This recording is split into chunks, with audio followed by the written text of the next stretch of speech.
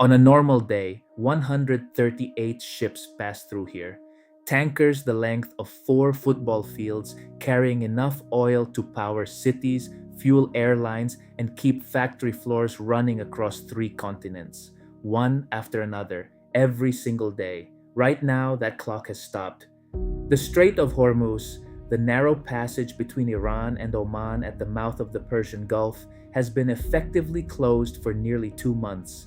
Hundreds of tankers sit anchored, going nowhere. Oil prices have surged past $95 a barrel, and the world is watching a choke point it rarely thinks about become the most important 21 miles on Earth. This is the story of why one narrow strip of water controls so much of the global economy and what happens when it shuts down. Look at a map of the Middle East. Find the Persian Gulf, that long body of water bordered by Saudi Arabia, Kuwait, Iraq, Iran, Qatar, Bahrain, and the UAE. Now follow it southeast, toward the open ocean. There's only one exit, the Strait of Hormuz. At its narrowest point, just 21 nautical miles across. 2 shipping channels, each about 2 miles wide, with a buffer between them. That's the corridor the entire global oil trade depends on. On one shore, Oman and the United Arab Emirates. On the other, Iran. And Iran controls the northern coast for the entire length of the strait. That geography isn't an accident of history. It's one of the most significant strategic advantages any nation holds on the planet. 20 million barrels of oil pass through here every single day. 1/5 of everything the entire world consumes. A quarter of all seaborne oil trade on the planet. The crude oil component alone, around 15 million barrels per day, accounts for 34% of all global crude trade. Saudi Arabia is the largest contributor at 38%. Iraq is second. Then the UAE, Iran, and Kuwait. Together, the top 5 producers account for over 93% of everything moving through the strait. Where does it go? Almost entirely to Asia. 84% of all crude oil exiting Hormuz is bound for Asian markets. China, India, Japan, and South Korea are the 4 largest buyers. China alone sources around a third of its total oil imports through this single passage.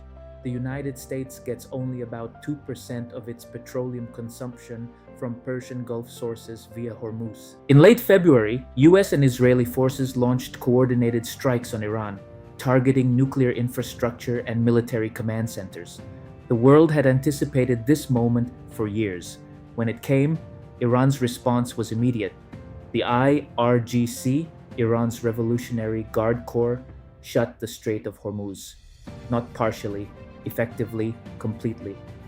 The IRGC controls the northern coastline, fast attack boats, anti-ship missile batteries, and the ability to lay mines at short notice.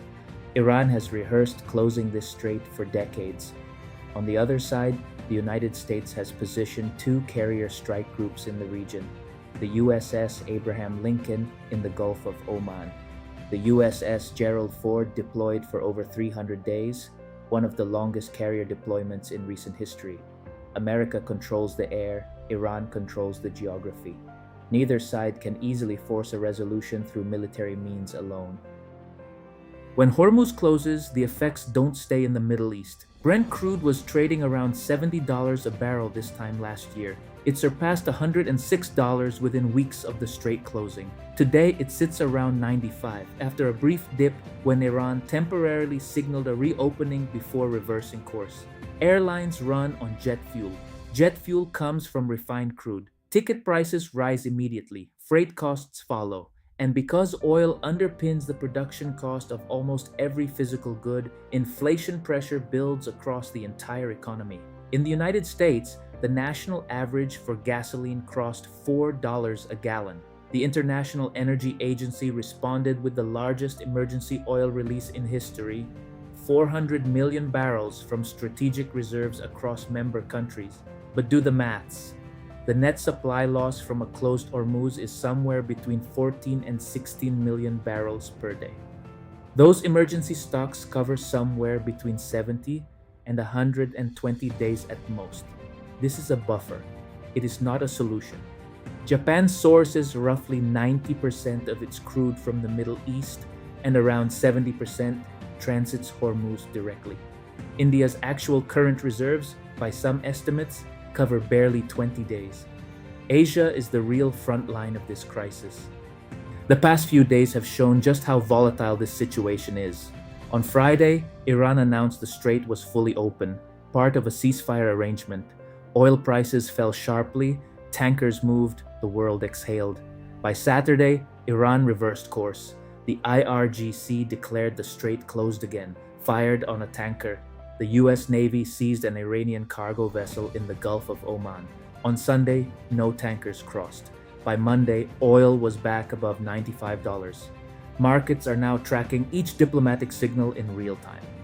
A US-Iran ceasefire expires this week. The outcome is unknown.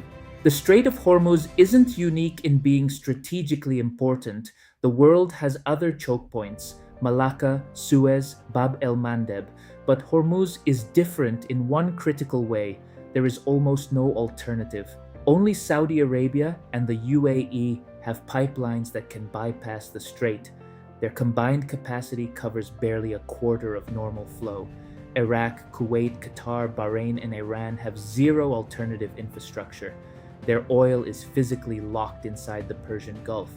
This is the strategic reality Iran understood long before anyone else did.